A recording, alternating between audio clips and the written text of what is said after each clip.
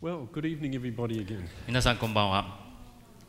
Thank you for your patience. It's been a long day, long afternoon. 午後ずっとですね、講義をしてますので、非常に長い時間、我慢していただいてありがとうございます。But this subject is particularly interesting, especially interesting. でもですね、今からの時間、本当に特に興味深いお話をしたいと思っています。Oops. Sorry.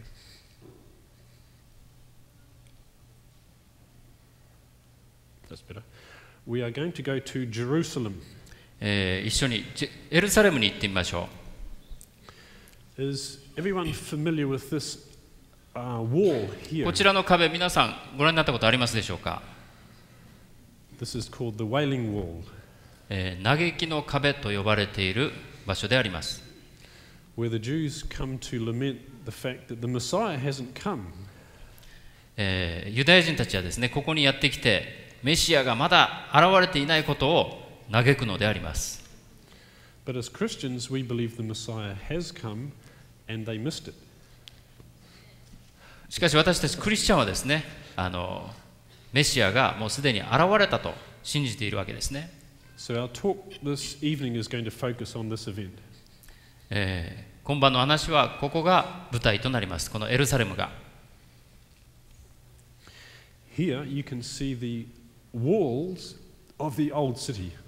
エルサレムという町をですね、この城壁、壁が囲っているのをご覧になれますでしょうか。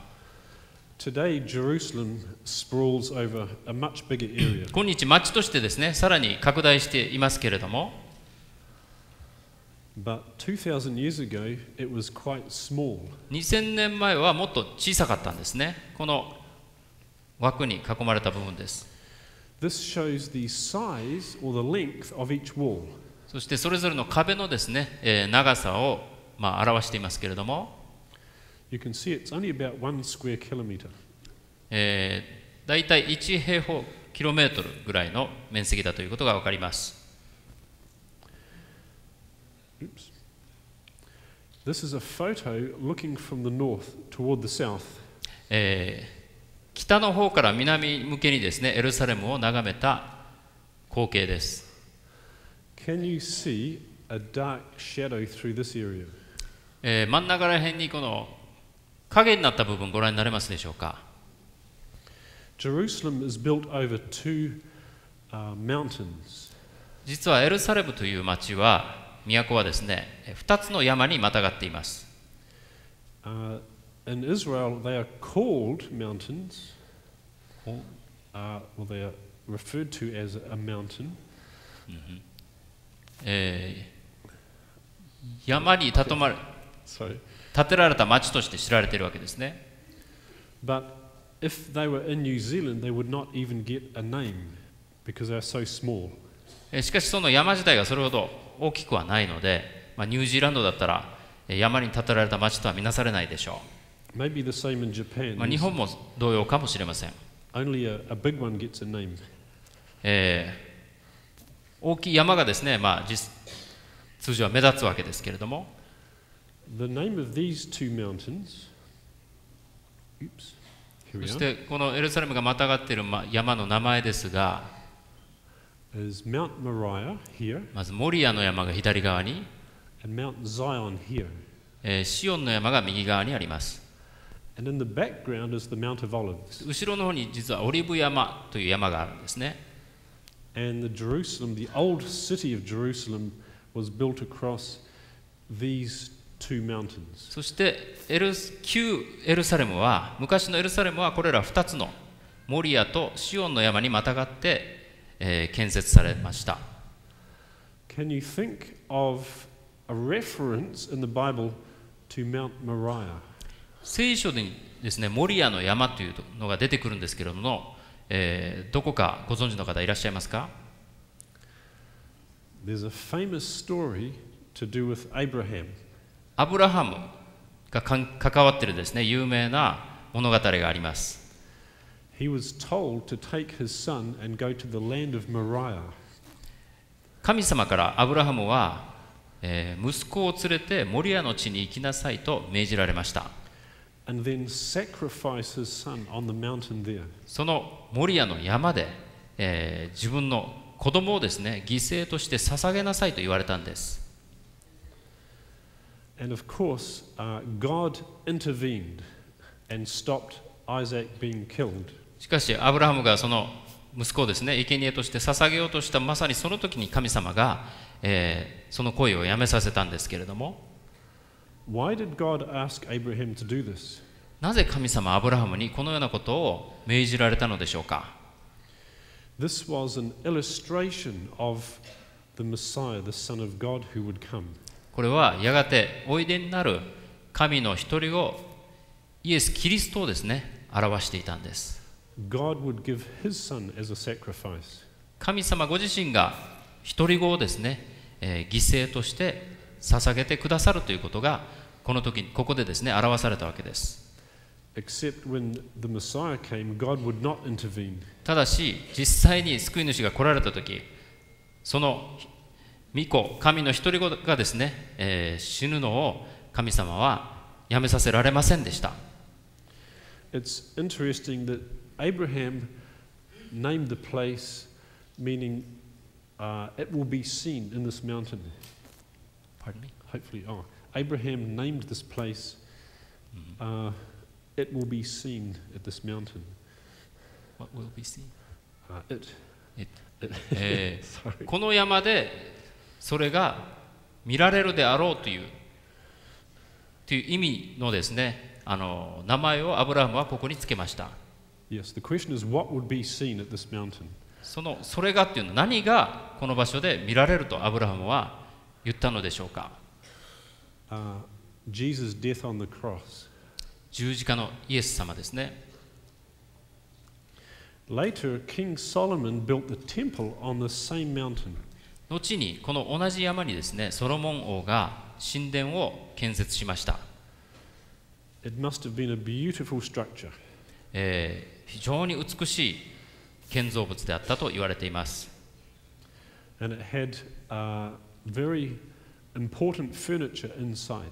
その中に、神殿の中にはですね、重要な意味を持つ調度品がですね、このように置かれていました。And it is very interesting to study the meaning of all this furniture. これら一つ一つの調度品のですね、持つ意味、研究すると非常に興味深いんですけれども、But that's not our study tonight. これがですね、今晩のお話の主題ではありませんので、But tomorrow we're going to talk about what happened to this piece of furniture. ただし明日の時間にですね、この箱に何が起こったかということについてお話ししたいと思っています。Because people have wondered, where has this gone? なぜなら多くの人々がこの契約の箱ですけれども、どこに行ってしまったのか、探り調べてきたんですね。Now this is the outline of the old city here. これがエルサレム旧市街であります。And you can see where Mount Moriah comes down into the city. モリアの山がこの辺りなんですけれども、And Mount Zion was on this half. そしてこの残り半分がですね、シオンの山であります。Now, if you visit Jerusalem today, 今日エルサレムを訪れると、and stand about here, 大体この辺りに、and look back at the city, この辺りから街を見下ろしますと、this is what you will see. 街を眺めるとですね、このような光景に出くわします。These are the walls of the old city of Jerusalem. 旧エルサレム市街の城壁が見えますけれども、By the way, these are not the walls from Jesus' time. ただしこの城壁はイエス様の時代のものではありません。These were built by the Ottoman Empire. Do you know that one? Ottoman, Turkish Empire. 昔のですね、オットマン帝国、トルコですね、によって築かれた城壁であります。But there's very good evidence they're built along the same line as the older walls. しかし旧市街と同じ位置にですね、これは再建されたんです。Now, just off the edge of the picture here, そしてこの写真のですね、端っこの方あたりに、there is a doorway. 通路がありまして、地下の通路ですね。And the sign says, そしてここに看板が立ててありまして、King Solomon's quarries, ソロモン王の石切り場とあります。or Zedekiah's cave. さらにゼデキヤの洞穴とも書かれています。And this cave covers a very big area underneath the city. エルサレムの地下のですね、かなり広い部分にわたってこの通路がですね、行き渡っています。This is a tennis court here. 今ではここにテニスコートがあるんですけれども、So you can see it's quite large. ここからもですね、どれだけの広さを占めているかということがご覧になれると思います。These are some pictures from inside this cave. その洞穴の内部の写真ですけれども、And you can see where stone was quarried or cut from inside this そし cave. てかつてですね、この場所で石が切り取られて、石切り場としてですね、使われていた、様子が見て取れます。In one corner of this cave there is a wall, a man-made wall. そしてこのある一角にですね、この洞穴の一角に人間によって作られた、築かれた壁があります。And behind that wall there is a tunnel. そしてその壁の向こうにさらなるですね、トンネルがあります。Which leads north from underneath the city. This is the north? Yes, north is To south. actually north west. Okay. Slightly, yeah. ここが北に当たるんですけども、北からですね、南西に向かってでしょうか、トンネルが実は掘られているんです。It's been claimed that out of this tunnel the Ark of the Covenant was taken. そしてこのトンネルの向こうにですね、実は契約の箱が見つかったと、あるいは運ばれたというですね、話があるんです。When Solomon's temple was destroyed, ソロモンの神殿が破壊されたときに、the prophet Jeremiah took the ark out of that via that tunnel. 預言者エレミヤがですね、このトンネルの通路を通って契約の箱を隠したと言われています。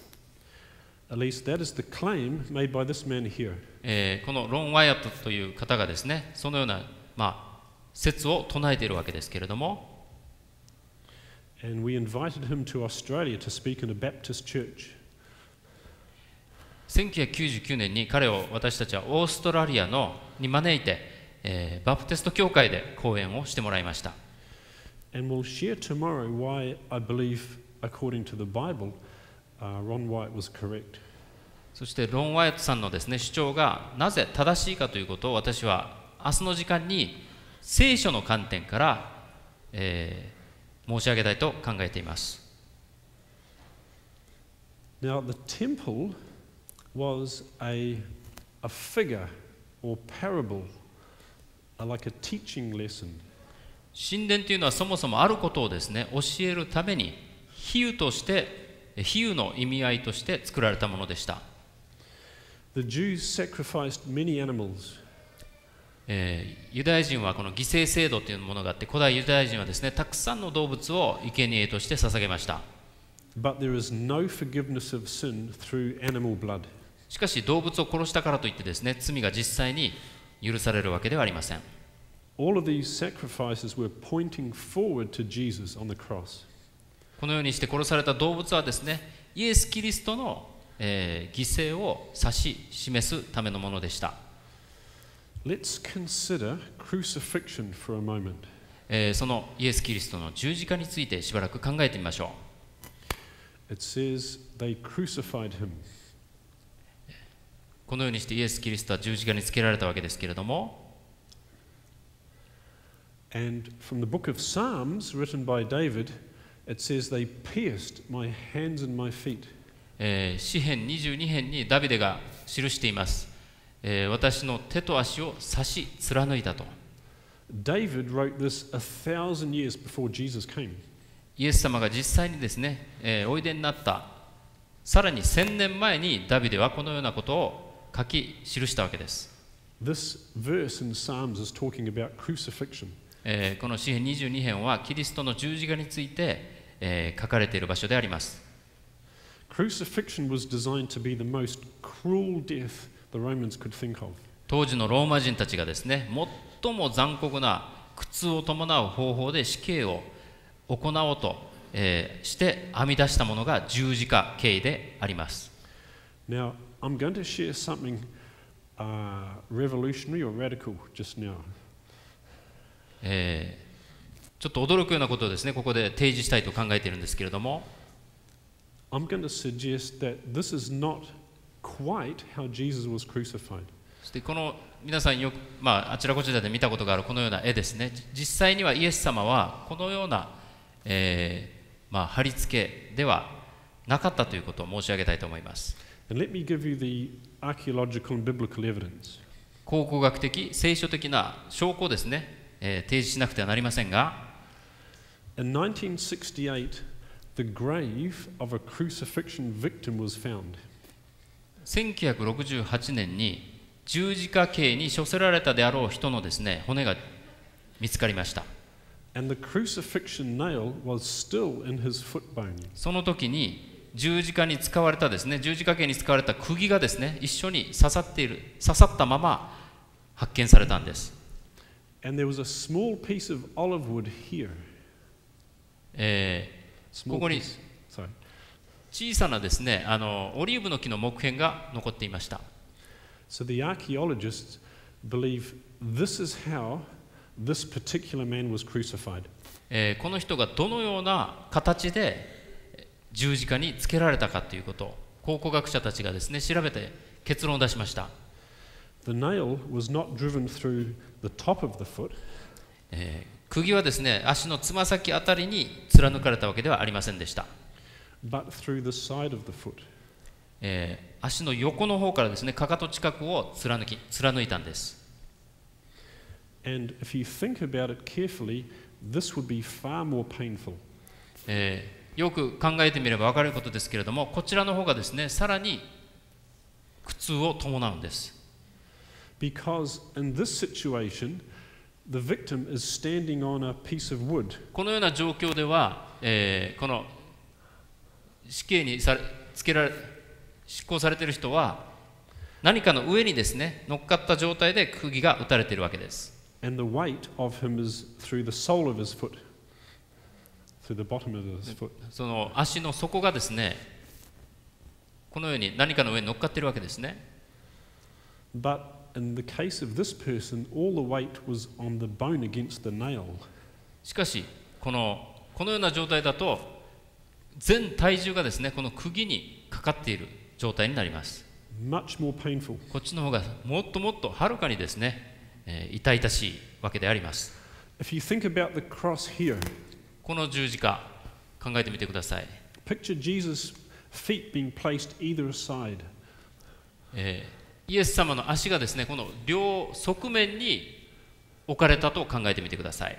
And then he's nailed sideways into the cross. そして横からですね、それぞれの足が釘で打たれたと考えてみてください。So to push himself up to get some air. そして、窒息死しないためにですね、十字架にかけられている人は自分の体を持ち上げようと努力するわけですけれども、 The weight is on the nail. That'd be very painful. 全体重がですね、この釘にかかった状態なので、自分の体を持ち上げるというのはもう本当に苦痛を伴うわけです。大変な。Now, could it be that Jesus was crucified this way? イエス様もこのような形でですね、十字架にかけられたということがあり得るでしょうか。 There's a clue in the Bible that he was. 実は聖書にその手がかりが記されているんです。And we find it in Genesis chapter 3. 創世記の3章に書かれている聖句ですけれども、God is speaking to the serpent. 神様が、蛇に向かって語っている言葉です。Sorry, no English. For the English speakers, this is Genesis 3:15. 英語がないので、これ日本語だけですけれども、And the word here is he will bruise. Now let me explain this. This is God speaking to the serpent about the Messiah who would come. 神様が来たるべきメシア、救い主について、預言の言葉を語っているわけですね、ここで。And God says the serpent would bruise his heel. 蛇がそのメシアの救い主のかかとを砕くと神様が言っているんです。This would make sense of that verse. こちらの方がですね、先ほどの聖句に一致します、調和しますね。I wouldn't be dogmatic or, 100% certain, but it seems to fit the evidence. 100% 断言はできませんけれども、こちらの方がよりその聖句にですね、合っているのではないかと考えられるわけです。Then when Jesus died on the cross, イエス様が十字架で死なれたとき、he cried out, "It is finished." すべてが終わったと叫ばれました。What was finished when Jesus called this out or cried this? イエス様がこのようなことをおっしゃったときに一体何が終わったのでしょう。Many things were finished. たくさんのことが終わりました。One of the things that was finished was the animal sacrifices. 終わったものの一つに犠牲制度があります。動物を殺すという制度ですね。The sacrificial system was to teach the Jews the high cost of sin. 犠牲制度というのは罪がどれほどの値を伴うものであるかということを、ユダヤ人たちに教えるためのものでありました。I come from New Zealand where there are more sheep than people. ニュージーランドから私は参りましたが、ニュージーランドという国にはですね、人間よりも羊の数の方が多いんです。And I asked a friend of mine who has a lot of sheep, how much is a sheep? たくさんの羊を飼っている友人がいまして、その人に、羊って一頭いくらするんだと聞きました。And he said it was about $50. だいたい$50ぐらい、4、5千円だと考えてください。But the sacrifice had to be a perfect lamb without blemish. しかし犠牲に用いられた子羊はですね、傷のない全くの完璧な状態のものでなくてはいけませんでした。And I asked him how much for a perfect lamb with no blemishes. こういった傷のない完璧な状態の子羊一匹いくらしますかと聞きました。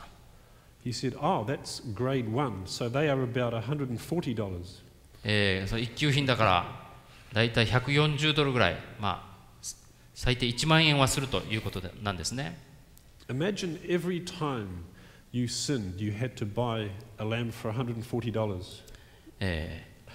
どんな罪でもですね、罪を犯すたびに1万円の罰金を払わなくてはいけないと考えてみてください。Maybe it would make us think twice before we committed sin so readily. 何らかの過ちを犯そうとしたらですね、ちょっと考えてしまうかもしれませんね。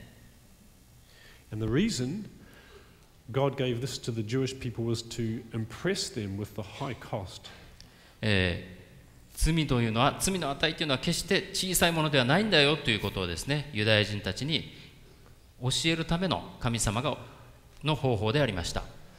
Because the real cost of sin was the life of God's Son. なぜなら、ただの羊の値だけではなくて、本当はですね、救い主イエス・キリストのお命の値がその罪にはかかっているということだからです。Now let's talk about the tomb for a moment. イエス様のお墓についてちょっと考えてみましょう。After Jesus died on the cross, イエス様が十字架で死なれた後に、Joseph of Arimathea took him down and put him in a sepulchre or tomb which was cut out of rock. アリマタヤのヨセフという人が、イエス様のご遺体を引き取って自分が作らせたですね、岩を切り出して作った新しい墓にご遺体を納めました。Then the Romans came and sealed the tomb shut. イエス様がご遺体が納められた後でローマ兵がやってきてですね、この場所を封印したんです。But this couldn't keep Jesus in the tomb. しかし封印したからといってイエス様がですね、これで出られなくなったわけではありませんでした。On resurrection morning, the angel came down 復活の朝、天使がやってきまして、and rolled the stone away. この石をですね、転がして入り口を開けました。And Jesus came forth alive. そしてイエス様がですね、よみがえって出てこられたわけであります。Shortly after, some women came down. しばらくしてから、何人か女性たちがやってきました。And when they looked in the tomb, they saw two angels in there. 中を覗いてみたら、2人の天使がそこに座っていたんです。And the angel said, He is not here. Behold the place where they laid him. 女に向かって天使が言いました。彼はここにはおられないと。And I'd like to invite you this evening. We're going to see if we can ourselves behold the place where they laid him. That's a big sentence, sorry. Tonight, I'd like to share some pictures so you can behold the place where they laid him. 写真を使ってですね、皆さんもまたこのイエス様の墓を見ることができるようにしたいと思っています。Now again, our faith is based on the Word of God. 繰り返し申し上げますけれども、私たちの信仰は聖書に基づいたものでなくてはいけません。And there is no merit or special benefit by visiting Israel necessarily. ですから必ずしもですね、このイスラエルに行ってイエス様の墓が見つかったからといってですね、そこに実際に訪ねていく意義はあまりないんです。We can all be Christians in our own country. We don't have to go on a pilgrimage. 私たちは自分たちのいる場所でですね、クリスチャンとして生きていくことができます。But if you do get a chance to go there, しかし仮にですね、そこに行くチャンスがあったとしたならば、it can be a blessing when you read the Bible story to be able to visualize where these things 実際にイエス様がおられた場所に行ってですね、聖書の物語をたどってみるということは有益だとは思います。Now, if you go to Jerusalem and ask, where is the tomb of Jesus? エルサレムに観光客としてやってきて、イエス様の墓はどこにありますかと尋ねたならば、There are three main options put forward. 3つの選択肢が与えられます。The most popular one 最も有名なのが is called the Church of the Holy Sepulchre. 聖母教会、聖なる墓ですね。聖母教会と呼ばれている教会です。And it's located right here in the city. ちょうど街中のこの辺りに位置するわけですけれども、Recently, another tomb was put forward. そしてさらに最近になって別のお墓がですね、名を挙げました。Which is some miles to the south of Jerusalem. エルサレムの南に位置する場所にその墓が見つかったんです。The other option, which is well known, is the garden tomb here. そしてこの辺りにですね、もう一つの選択肢として園の墓というものがあります。Now let's have a quick look at some of these. これらを一つ一つ見ていきましょう。This is the Church of the Holy Sepulchre. これが聖母教会であります。Visited by many Christian pilgrims. 多くのキリスト教巡礼者たちがですね、ここを訪れます。Here are women kissing a piece of stone they believe Jesus' body was prepared on. ここにですね、イエス様のご遺体が置かれていたと言われている石がありまして、そこにですね、今、女性がひれ伏して接吻をしています。Now, as Bible-believing Christians, we don't believe there's any benefit by kissing a piece of stone.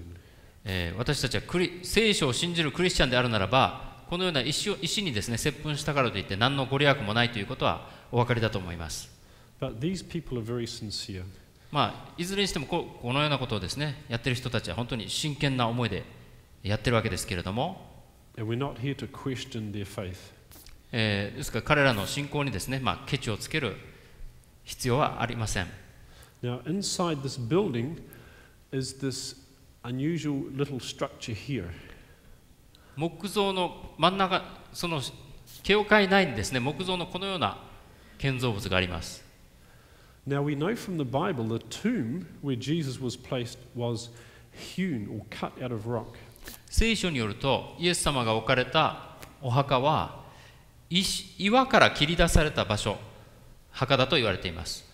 So people who know the Bible and visit this place ask, where is the tomb cut out of rock? ここに訪れる人がですね、時には、岩を切り出して作った墓はどこにありますかと尋ねるわけです。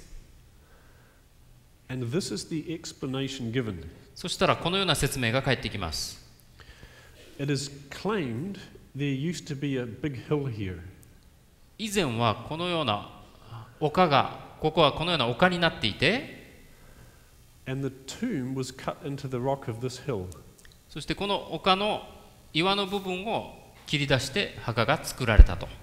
Then the early Christians, in order to preserve the site, そして初代教会の人たちがこの場所を保存するために、chiseled the rock away, この岩の部分をのけてしまって、and put a building over it, そしてそののけられた場所に建物を建てて、and then said, this is where it used to be. It was here once upon a time, or a long time ago it was そ here. して昔はこことここに壁があってとか言ってですね、説明をするわけです。Now, I ask you, is that very logical? これは非常に理にかなっている説明でしょうか。If you wish to preserve a tomb, もし本当にイエス様の墓だとするならば、それをですね、保存しようと考えるならば、that was cut into rock, その岩を切り出して作った墓をですね、保存しようとするならば、and you wish to preserve it for later generations, 後の世代の人たちのためにですね、そのまま残そうと考えないでしょうか。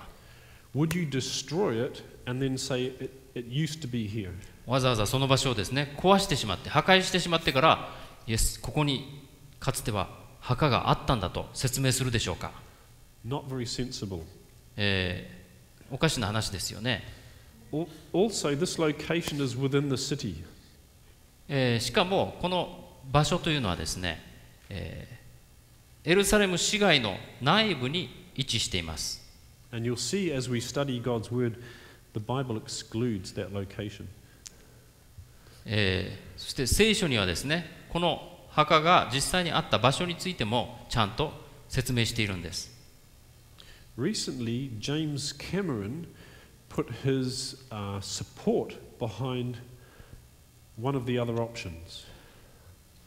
最近になってジェームス・キャメロンという人が、もう一つの別の場所にですね、イエス様の墓があったというこの考えをですね、支持する表明をしました。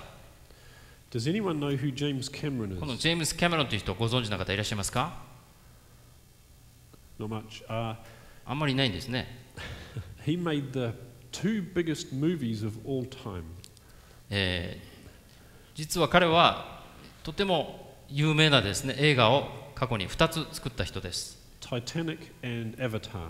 タイタニックっていう映画と、それからアバターっていう映画を制作した、映画監督ですかね。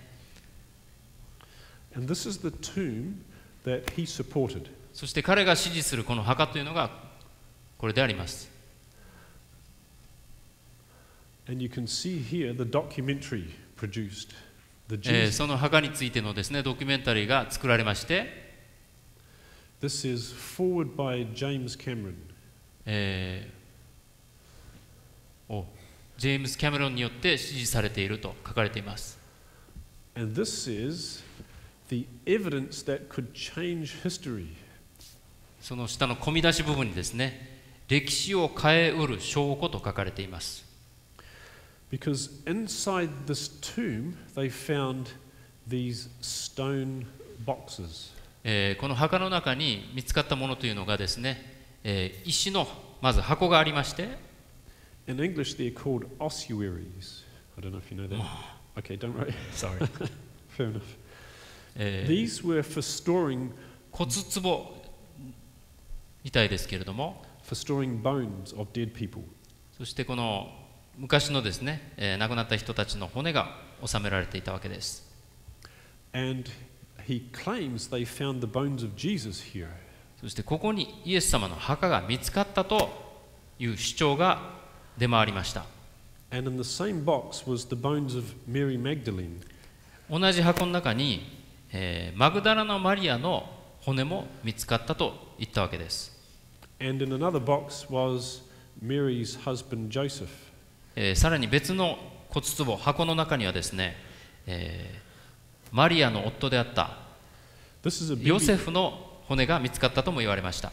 This is a BBC news report here.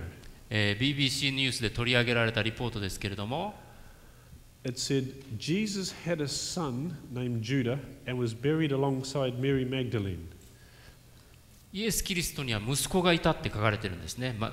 マグダラのマリアとの間に。Now tell me, does that sound like the Bible story? これ聖書の物語と合致しているでしょうか？ No. 全くそうではありませんね。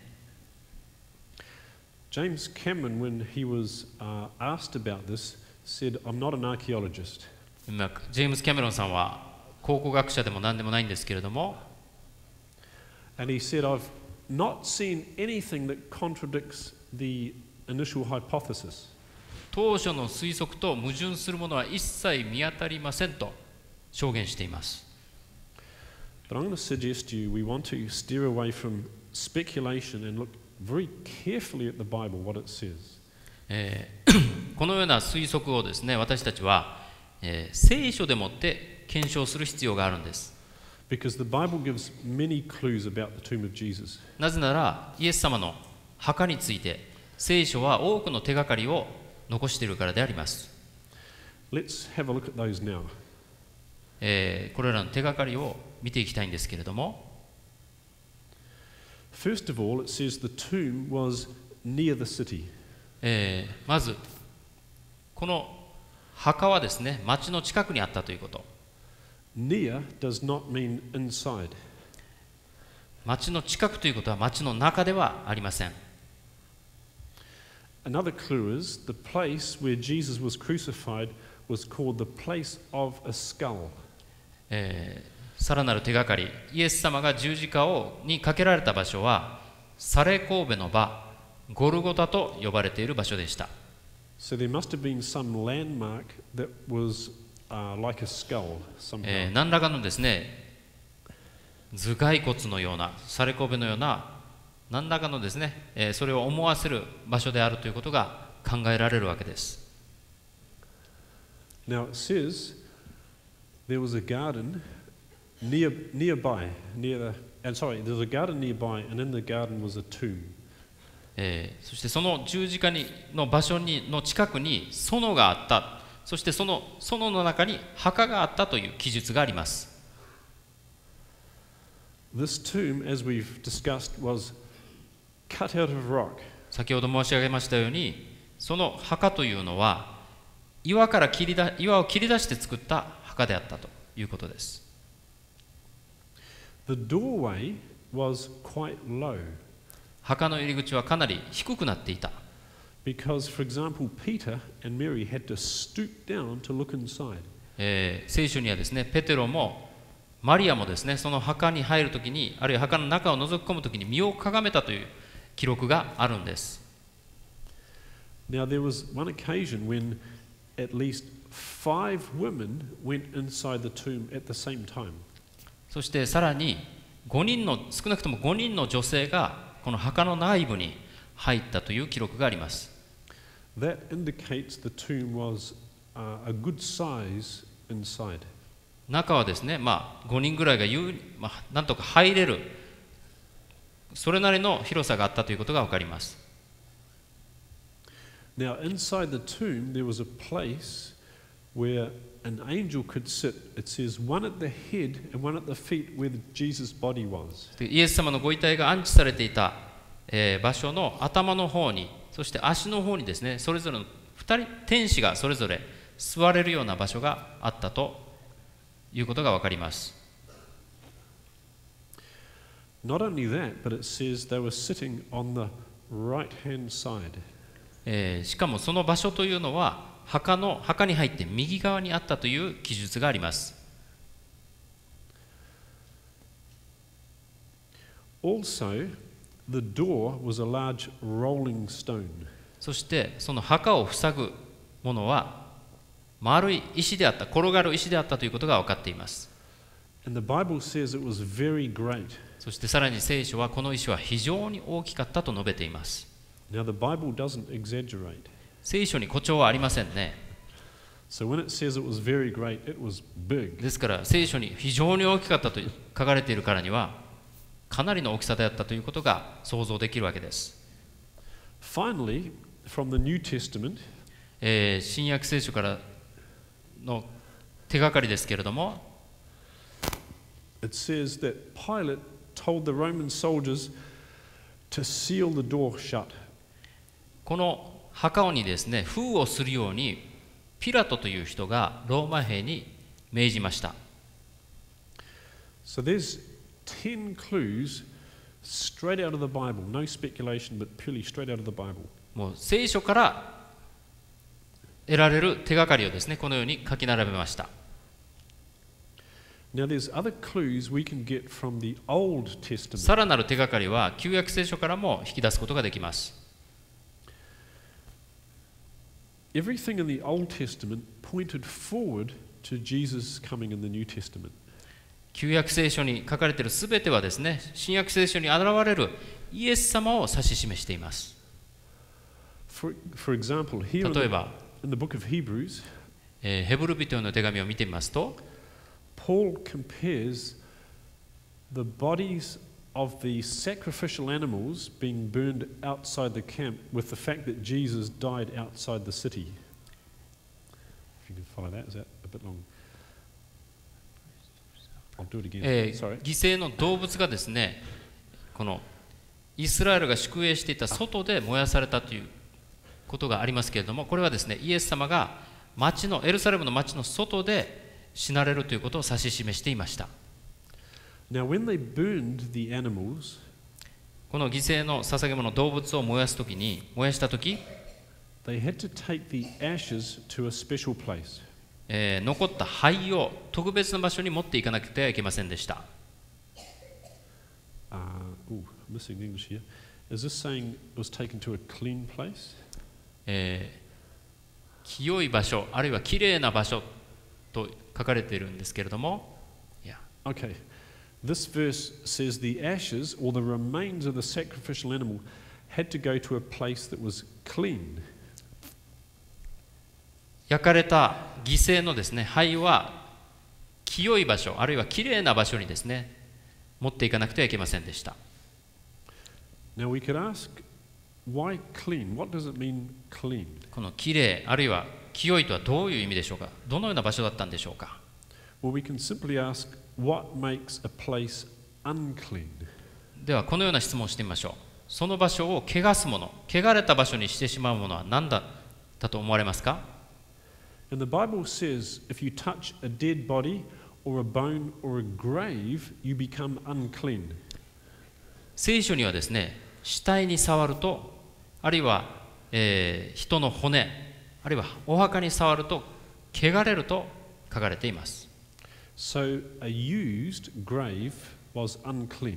つまり、もうすでに使われた墓というのは汚れた清くないものとみなされていたわけです。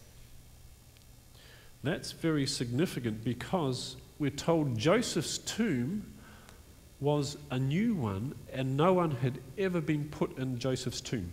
興味深いことにヨセフがイエス様を治めた墓は新しい墓だと書かれているんです。If the tomb had been used before, it wouldn't have been a clean place. その墓がですね、イエス様を治めた墓がかつて使われたことのある場所であったとするならば、それはきれいな清い場所とは言えなかったわけです。Yet the sacrificial system had predicted for hundreds of years そして過去何百年にもわたって犠牲制度を通じてですね、イエス様が新しい墓に収められるということを指し示していたんです。that the tomb Jesus was placed in had to be unused.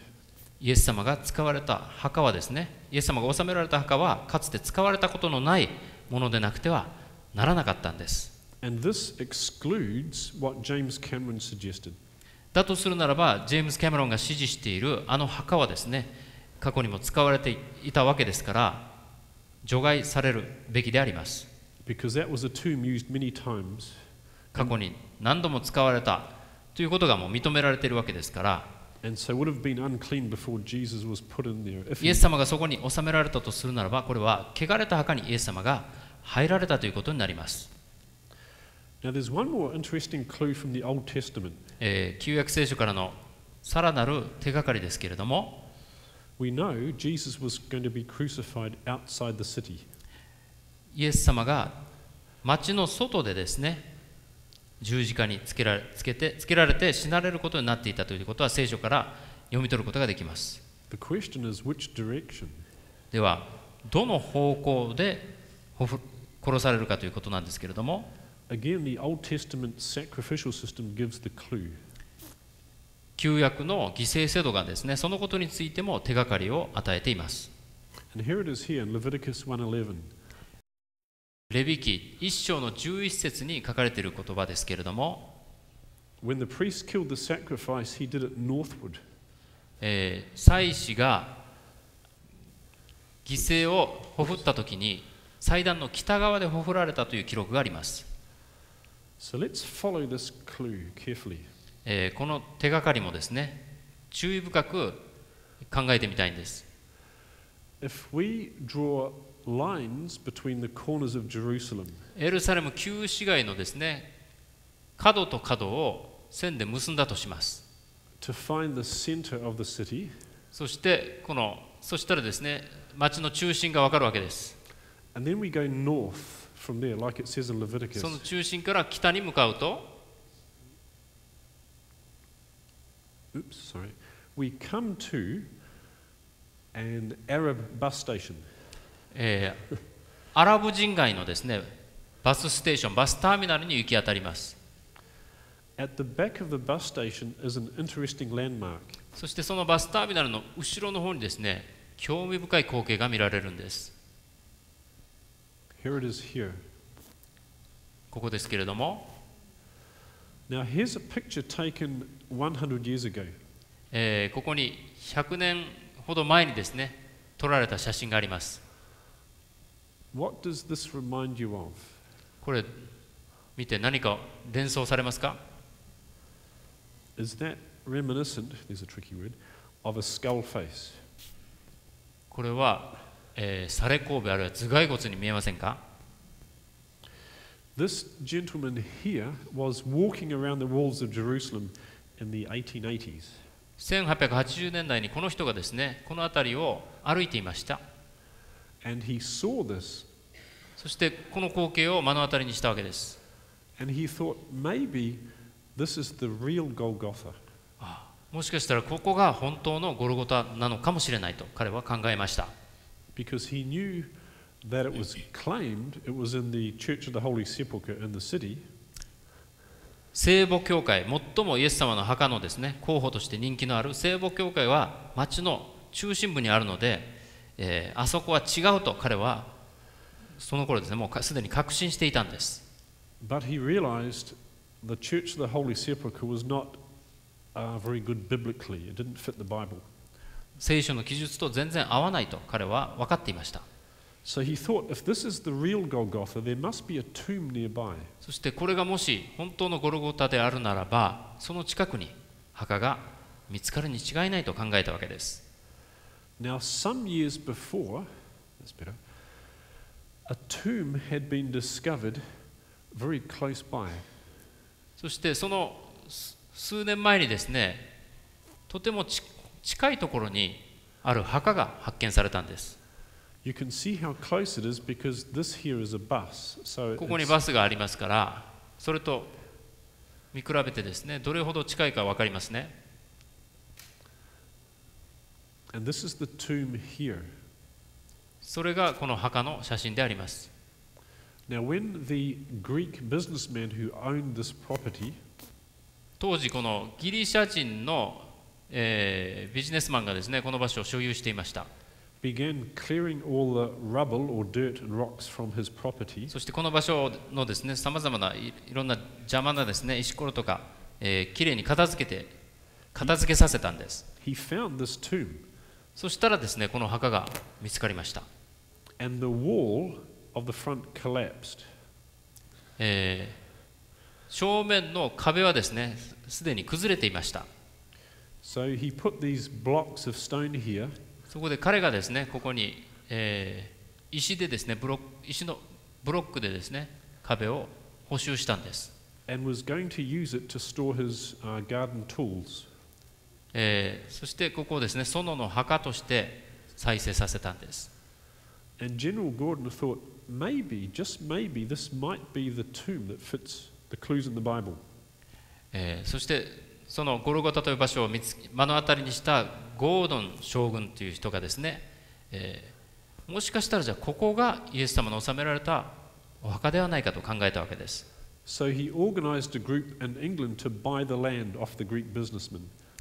そして彼はですね、イギリスに帰ってある教会を設立して、教会というのは協力の教ですね、教会を設立して、そしてその教会がですね、ギリシャ人のビジネスマンからこの場所を購入して以来、ここの管理をしています。And this association still owns the land today. そして現在も同じ教会がですね、その野墓教会という教会がこの場所を所有しています。And you can visit this tomb today. 今でもですね、この場所を訪れることができます。But the question is, could it be the real tomb of Jesus? Is it really the right tomb? 本当にこれがイエス様の納められた墓なのだろうか。When you go there today, it's a beautiful garden. 今日ここを訪れるとですね、辺りは美しい園になっています。Now, just because it's a nice garden today doesn't prove it was a garden in Jesus' time. 今現在ここが美しい園だからといってイエス様の時代もそうだったとは限りませんね。But there are two things that suggest very strongly that it was a garden in Jesus' time. しかしイエス様の時代も実はここは園だったということを示している2つのですね、証拠が見つかったんです。What?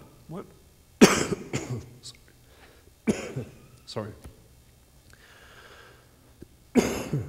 One is, there is a very large underground water system, water storage.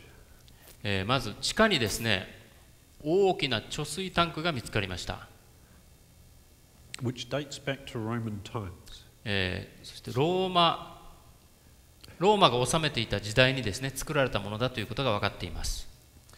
The other thing is it has a very large wine press where they would tread the grapes. もう一つがですね、このブドウの古代に作られたブドウの絞り場、かなり大きなものなんですけれども、And these two things reveal that this was a garden in the days of Jesus. これらのものがあったということはですね、ここがイエス様の時代も園としてすでに存在したということがですね、示されているんです。Now, this is an artist conception of what the tomb may have looked like.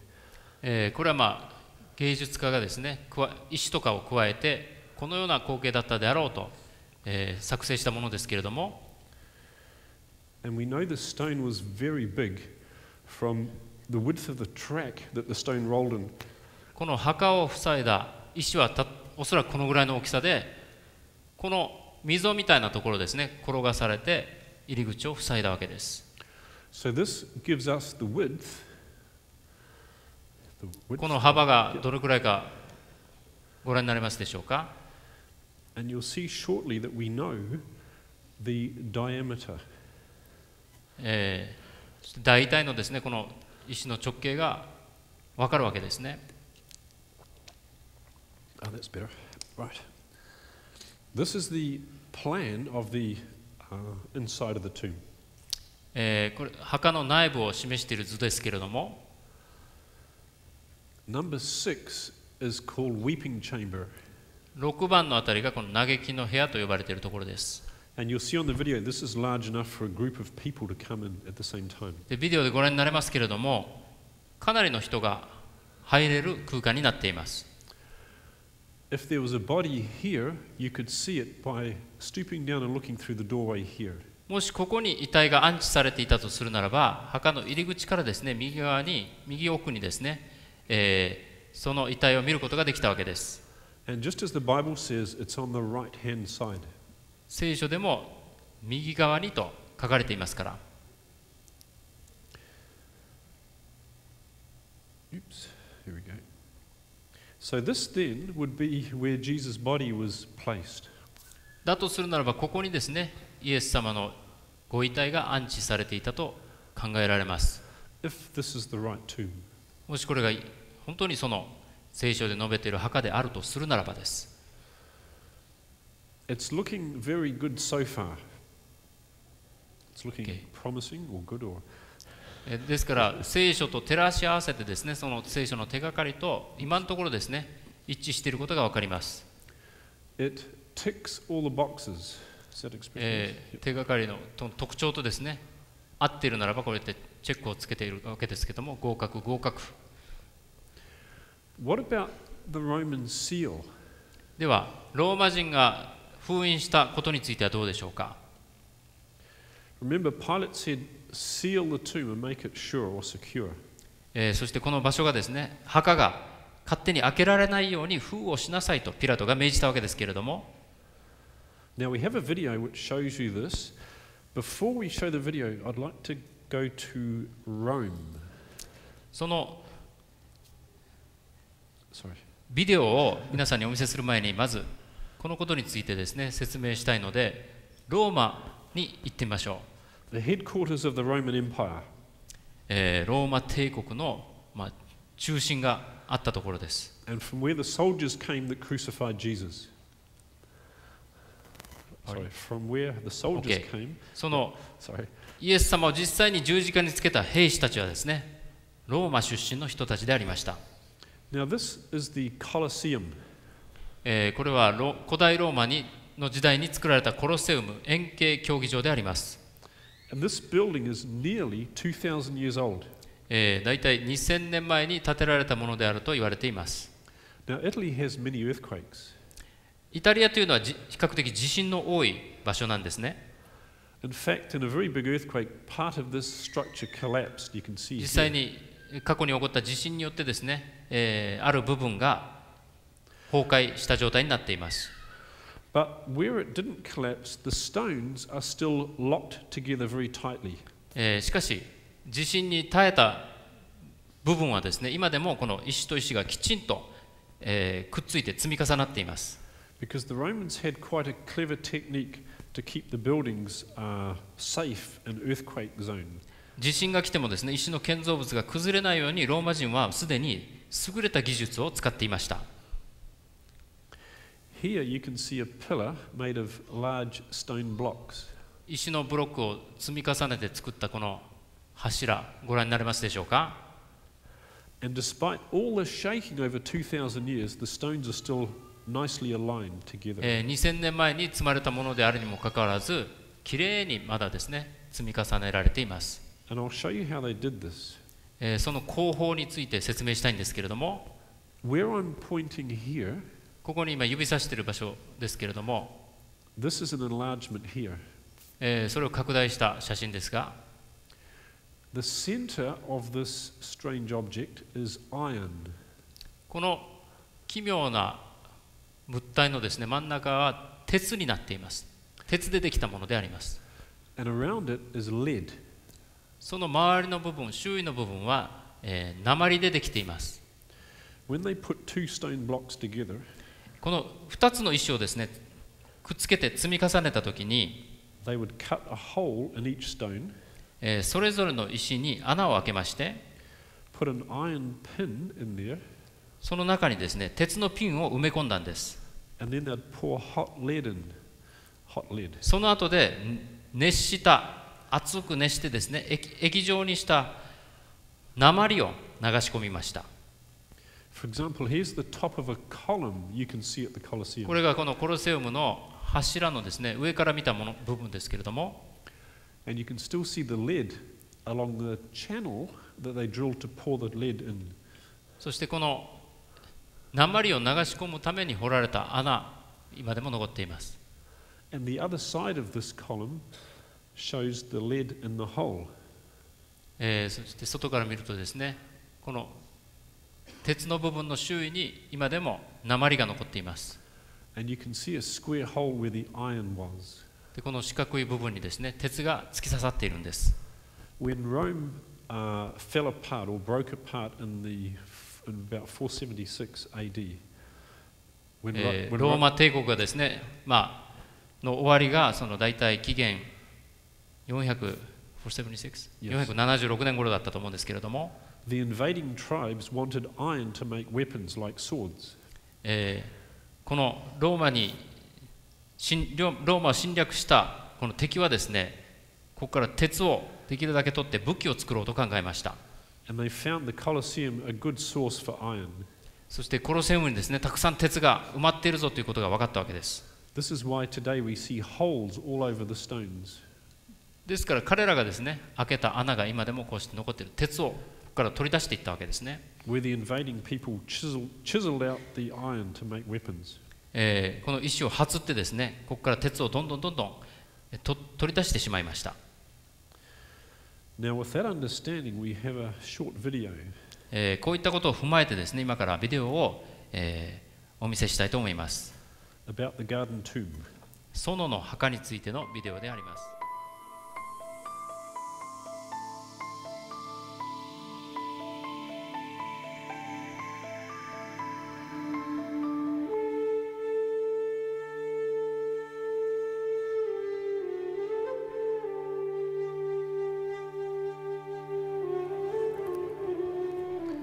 Jerusalem is a focal point for three major religions. Behind us is the major symbol of the Muslim faith, the Dome of the Rock.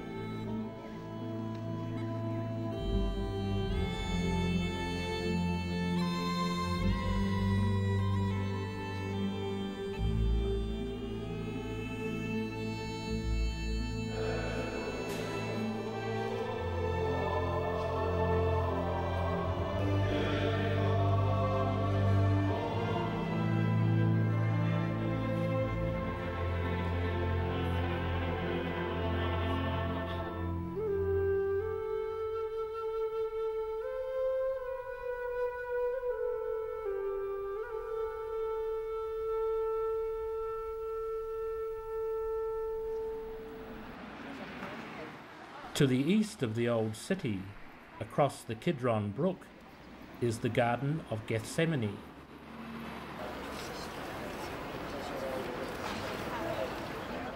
In the shadows of this olive grove, 2,000 years ago, began the most significant events in history. Matthew 26:36 tells us that Jesus came to the Garden of Gethsemane after he had the Last Supper with his disciples. We're in the Garden of Gethsemane area, and you can see these old olive trees here. These date back hundreds of years, if not thousands. And this is the area just beneath Jerusalem where Jesus came on that fateful night. It was here, in the Garden of Gethsemane, on that fateful night, that Jesus was betrayed by one of his disciples. It was in the Garden of Gethsemane that Jesus made the decision to go all the way and save the race of man. He prayed, if it be possible, take this cup from me. But then he said, nevertheless, not my will be done, but thine. To the north of the old city is another garden connected with the last days of Jesus' ministry on earth.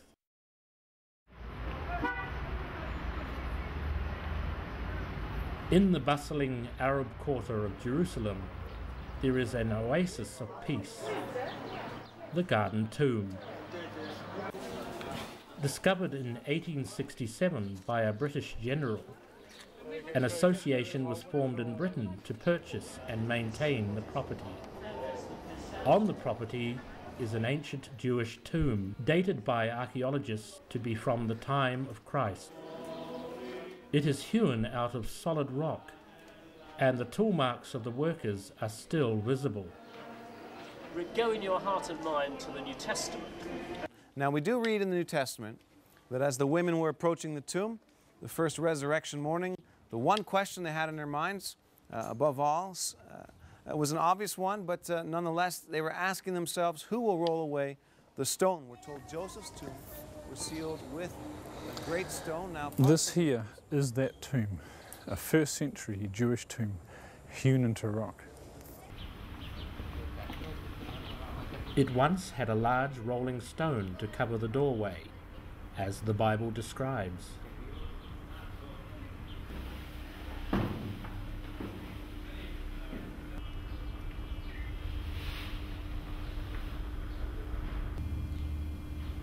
In all points, it precisely fits the tomb described in the New Testament that Jesus was placed in. Down to the smallest details, like the low doorway and the interior layout, it matches the Bible perfectly. There's some wonderful evidence that this is the actual tomb of Christ. Of course, the crowning evidence is that it matches what the Bible says.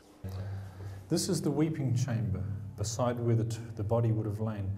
As you can see, this is large enough for a small group of people to come in, and that again fits the Bible clues. It would have had a door that would have gone from where the stone stopped here right across to this point here.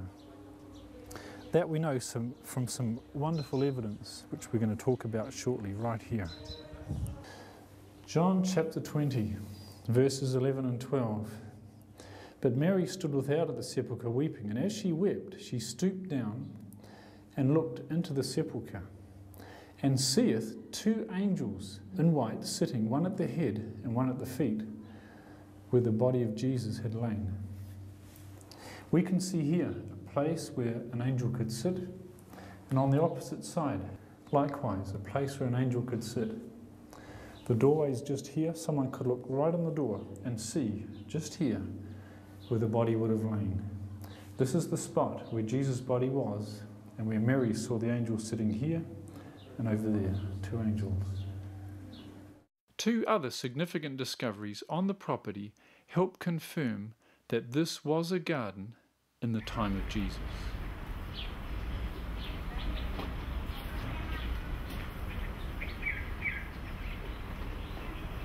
One of the evidences that this was indeed a garden 2,000 years ago is this wine press, one of the largest in Israel.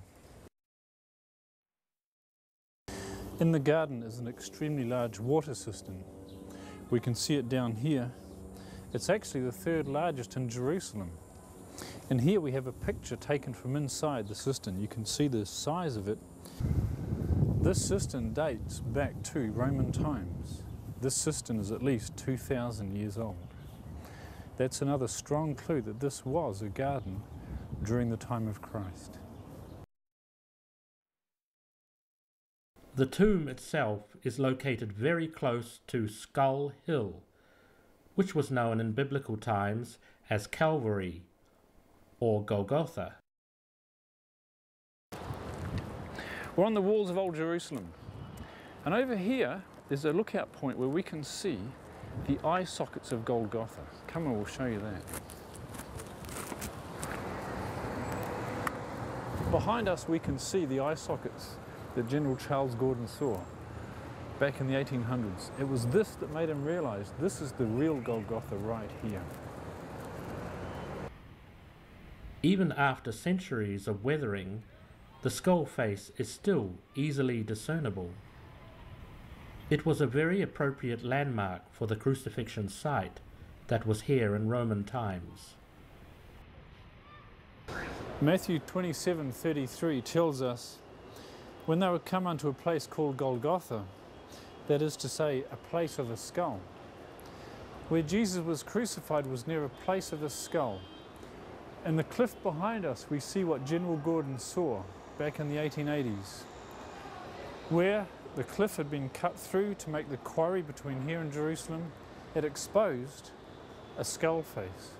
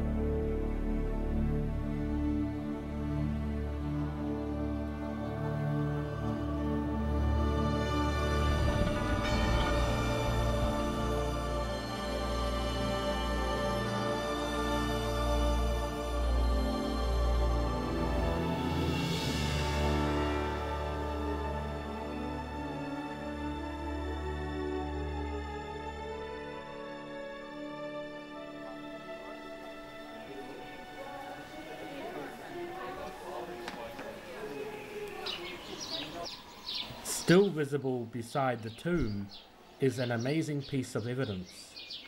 When the angel rolled the stone away from the door, the iron rod hammered in by the Roman soldiers was sheared off, and the remaining portion of it is still there today.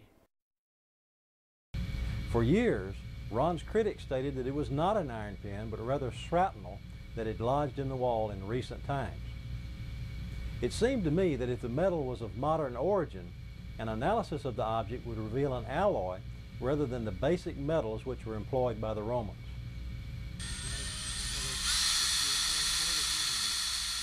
With permission from the Garden Tomb Association, Richard was given the privilege to drill a small hole in the metal object and to collect the filings that were produced. Arrangements were then made for Hebrew University, Department of Earth Sciences, to analyze the sample by way of their scanning electron microscope.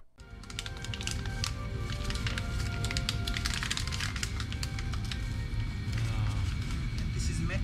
Right. Okay. And a lot of it is rust, but there are some good pieces of metals in that rust.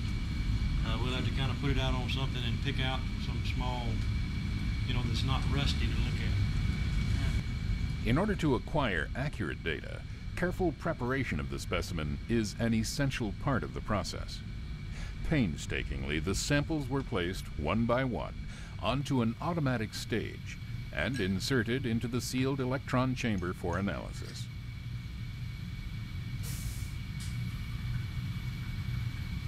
Here we have two types of detectors. We have WDS detectors, which are wavelength dispersive spectrometers. Those are those for boxes. And we have an EDS detector, which is this one with the liquid nitrogen on it. First, an analysis was performed on the central portion of the object. Mostly iron, isn't it? Yeah. What's the other one right to the right of iron there? Two different irons? Two peaks of iron. Okay.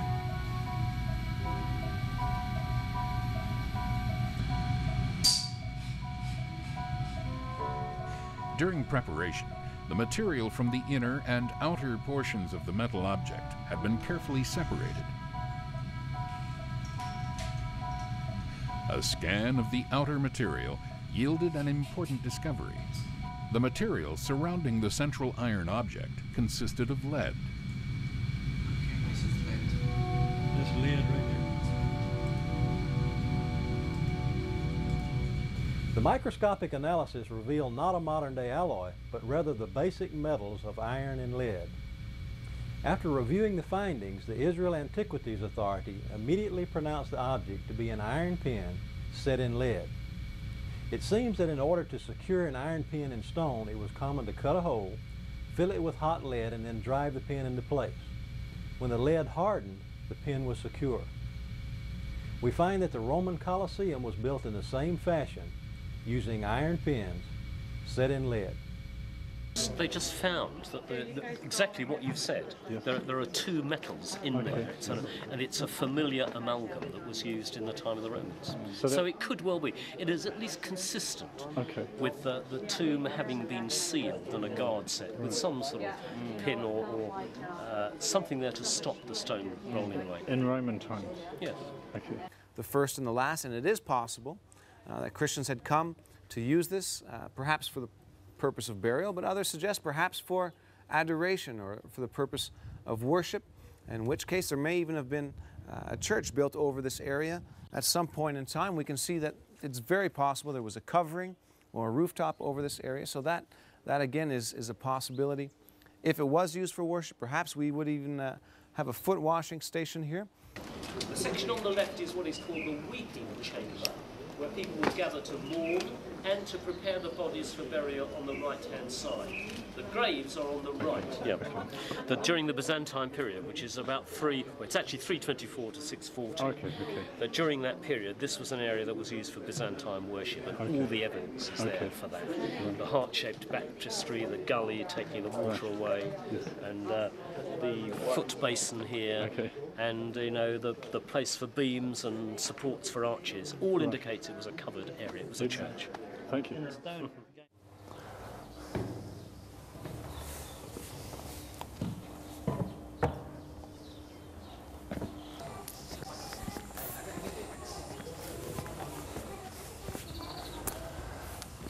This tomb fits all the clues in the Bible. The evidence speaks volumes that this is the genuine tomb of Christ.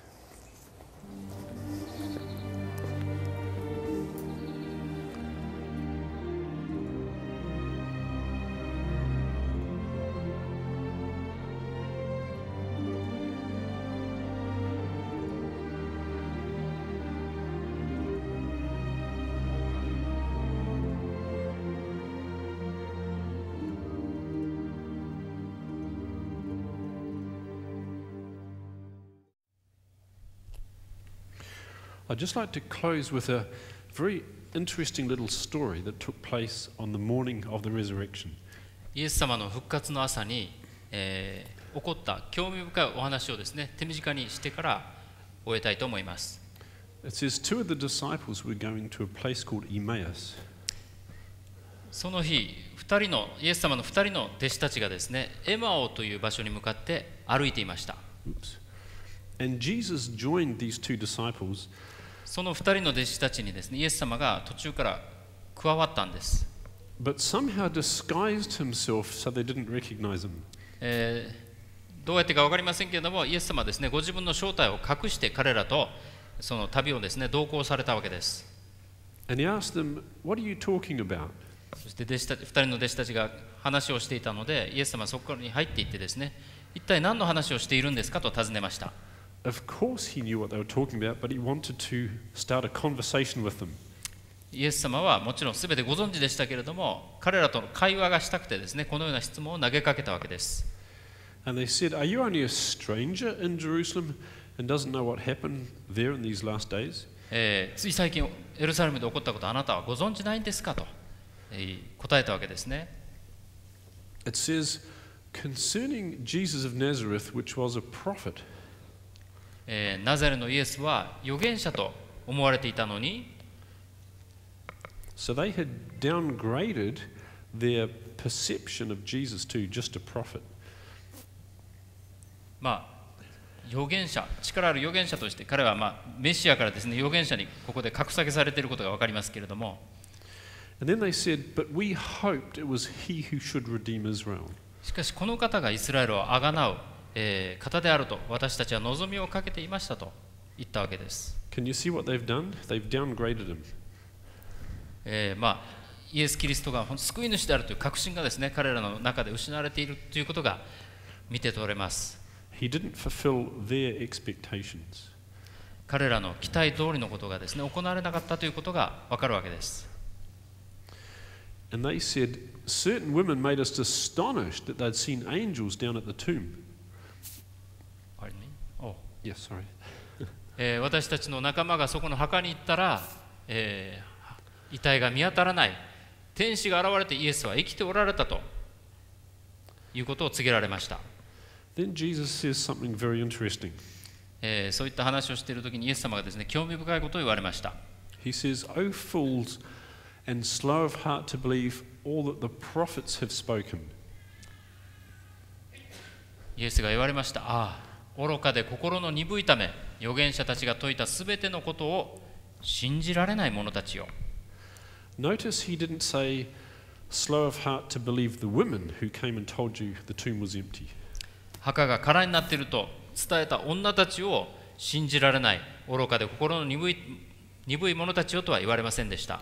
And notice he didn't just show them his hands and say, "Look, I'm alive. See, it's me." あるいはご自分のですね、手を、十字架の跡がついている手を見せてですね、ほら、私ここにいるよと正体を表すことはなさいませんでした。It's because he wanted to do something very important. イエス様は何か重要なことをですね、彼らになさろうとしておられたんです。And the Bible says, beginning at Moses and all the prophets, he expounded unto them in all the scriptures the things concerning himself. イエス様は、モーセやすべての預言者から始めて聖書全体にわたりご自分について記してあることを彼らに聖書から示されました。He could have revealed himself and said, "Look at my hands and my feet. See, I'm その場 alive." でご自分の正体をですね、すぐに表すこともおできになったはずです。But he disguised himself and gave them a Bible study. ところが正体を隠されたままで彼らにですね、彼らと一緒に聖書研究をなさったんです。And it wasn't until he went to have a meal with him that their eyes were opened and they knew him.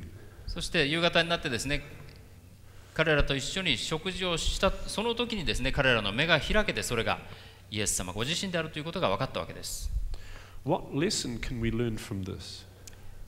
ここからどういう教訓が得られるでしょうか。I'll suggest that Jesus puts the importance of understanding the scriptures before what we even see with our eyes. 私たちが、見えるものをですね、信じる前に私たちは聖書からその信じるものの根拠を得なくてはいけないということをイエス様はここで教えておられたのではないかと思うわけです。Do you accept that we should stand on this first before anything else?